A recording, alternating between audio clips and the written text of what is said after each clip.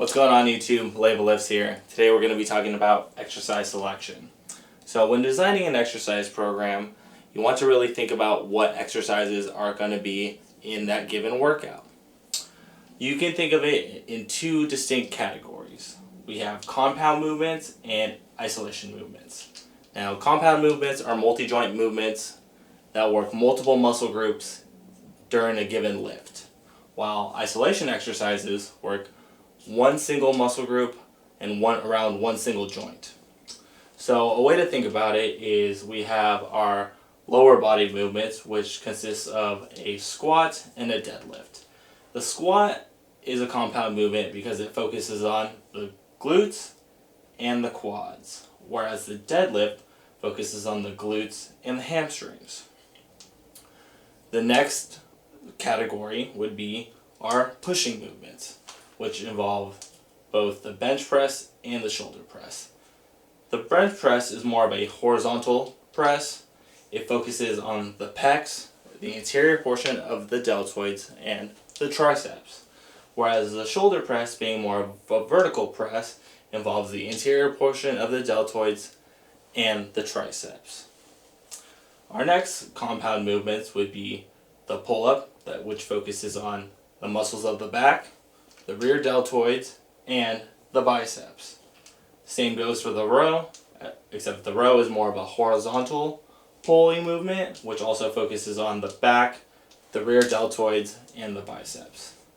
Now getting over to isolation exercises, they focus on just one muscle group.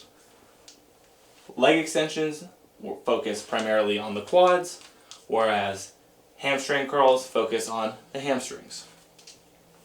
Tricep pushdowns focus on just the triceps, and lateral shoulder raises just focus on the deltoids, specifically the medial head. We also have bicep curls, which just target the biceps. So in this video here, you see me demonstrating a cable row. As you can see in the movement, the muscles of my back, rear delt, and biceps are all working simultaneously through the entire range of motion. In this next video here, I'm performing a barbell bicep curl. Notice as it is a single joint movement, only focusing on the bicep. There's no involvement of my rear delts or back. When designing your exercise program, you always want to start out with your compound movements first, and then work your way to your isolation exercises. The reason for this is because we're working so many muscle groups at a given time with the compound movement, you'll be stronger, but you'll also fatigue a lot quicker. So you never want to do leg extensions first and then go and try to max out on a squat. The reason for this is your quads would be too fatigued, and thus you wouldn't be able to perform as well on your squat. Same can be applied for the bench press. You wouldn't want to go ahead and do tricep pushdowns first and then go ahead and try and max out on your bench, as even though they're just assistant muscles, they will still play a key role in your bench press form and technique.